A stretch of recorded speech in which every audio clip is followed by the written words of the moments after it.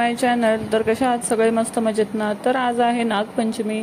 म्हटलं सकाळी सकाळी लवकर उठावं, सगळी कामं झटपट आवरली, झाडू बिडू मारला, लादी पुसली आणि त्यानंतर म्हटलं देवपूजा करून घ्यावी.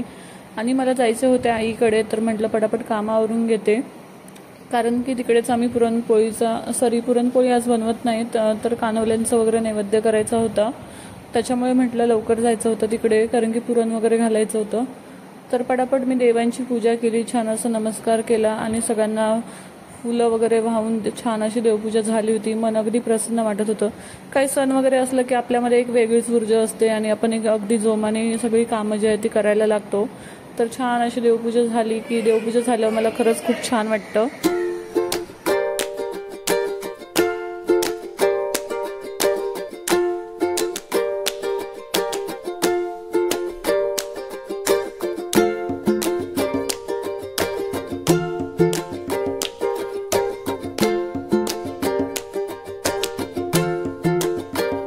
ते बघू शकता, मी गॅलरीमध्ये थोडीशी एक 2-3 झाडं आणलेत, ती मला कुंड्यांमध्ये लावून घ्यायची आहेत. म्हटलं वेळ भेटला की ते लावून घेते.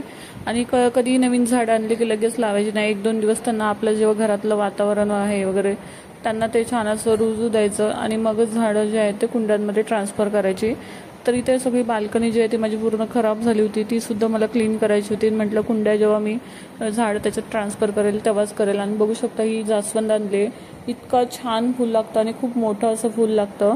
तर म्हटलं चला ह्यावेळेस काहीतरी नवीन झाड आणूया. आणि विरू जो आहे ना, आमचे अजिबात झाडं ठेवत नाही, सारखी त्याची पानं वगैरे तोडतच असतो. मी किती झाडं आणली की तो नेहमी खराब करत असतो. म्हटलं ह्यावेळेस त्याच्याकडून थोडी झाडांना जपायचं आहे मला. आणि पटकन त्याला मी स्कूलमध्ये सोडून आले होते आणि म्हटलं पटापट कामं आवरते आणि नंतर मग त्याचे पप्पा त्याला स्कूलवरून घेऊन येणार होते. तर पटापट मी कामं जी आहेत ती झटपट आवरली आणि म्हटलं चला आता आईकडे जायचं होतं मला. तर विरूने इकडे तिकडे सकाळी खेळणी वगैरे फेकून दिली होती, ती सगळी आवरली. किचनमध्ये थोडे चहा पाण्याची भांडी वगैरे होती, ती सुद्धा पटपट मी घासून घेतली. विरूला सकाळी स्नॅक्स वगैरे बनवून दिलं होतं टिफिनसाठी, टिफिन दिला होता बनवून, त्या फ्रूट्स वगैरे त्याला ज्यूस दिला होता. तर ते सगळं पसारा तसंच पडला होता किचनमध्ये. तर म्हटलं पटापट आवरते आणि म्हणजे मग मला जायला मोकळे. आणि तिकडे जरी उशीर झाला तरी आल्यावरती कंटाळा येत नाही, म्हणून म्हटलं सगळं जे आहे ते आवरावर करूनच निघावं. तर त्याची माझी घाई चालू होती आणि सगळीकडे झटपट मी आवरण्यामध्ये बिझी होते, कारण की सण असला की माहिती आहे सगळ्यांची गडबड असते, धावपळ असते. आणि मस्तपैकी नागपंचमी म्हटल्यावर तर खूपच छान नवीन कपडे वगैरे. पण मला काही साडी वगैरे घालायचं आज म्हणजे इच्छा नव्हती. म्हटलं कुठे साडी वगैरे घालत बसू, तर म्हटलं ड्रेसच घातला होता. तसेच नागपंचमी का साजरी करतात तुम्हाला सुद्धा माहिती असेलच. त्याच्या मागचे खूप आपले जे आहेत ते प्रत्येक सण जे आहेत त्याच्या मागे प्रत्येक अशी वेगळी कथा आहे, काहीतरी घटना आहे. त्याच्यामुळे हे जे सण आहेत त्या निमित्ताने म्हणा किंवा त्या पद्धतीने हे सण साजरे केले जातात. तसंच हा नागपंचमी सुद्धा आहे.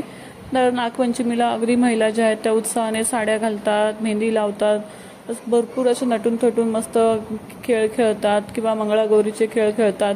तर अशा पद्धतीने नागपंचमी जी आहे ती छान अशी महाराष्ट्रामध्ये उत्साहाने साजरी केली जाते. वारुळाला जाऊन नागोबाची पूजा सुद्धा केली जाते, नागोबाला दूध आणि लाह्यांचा प्रसाद सुद्धा दिला जातो. तर अशा पद्धतीने ही जी आहे ती नागपंचमी छान अशी साजरी होते. आणि इथे बघू शकता ही जी फुलं आहेत ती मिनिमम मी 15 दिवस झाला आणून ठेवली होती आणि छान अशी प्लास्टिकच्या पिशवीमध्ये बांधून फ्रीजमध्ये ठेवली होती. इतकी छान राहतात.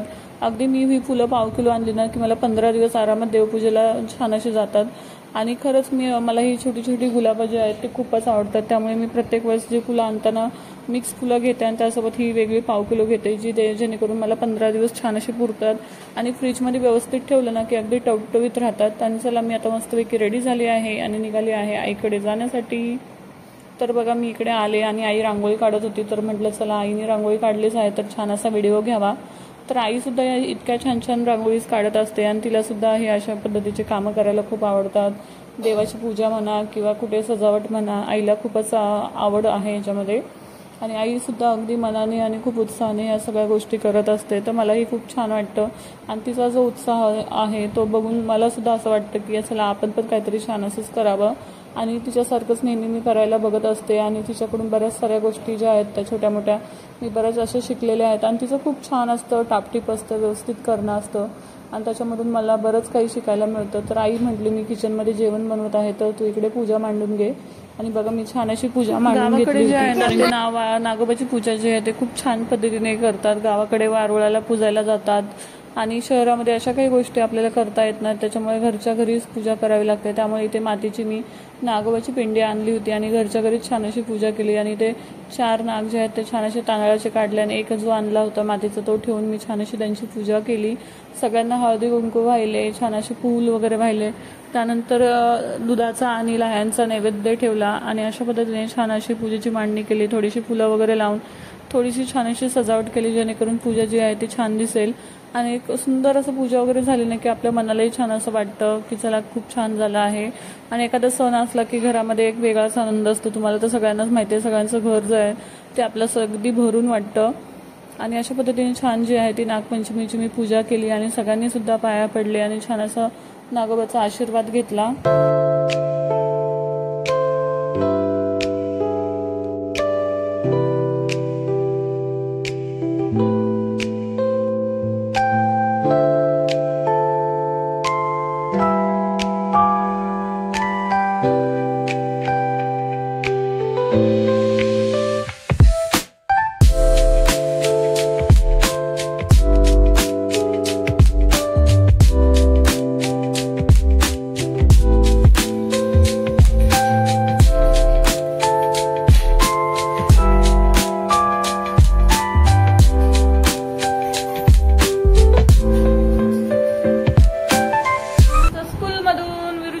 बापरे खूपच सपोर्ट केलं.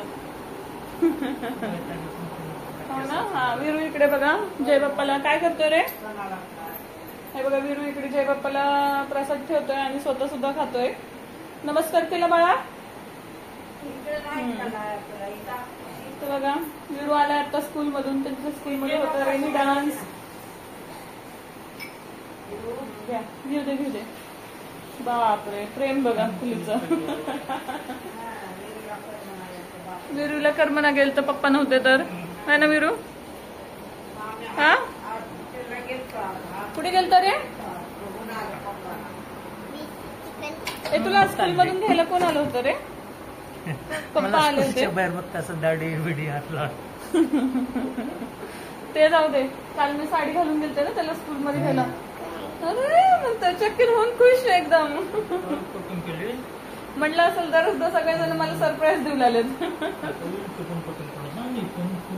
है ना वीरू.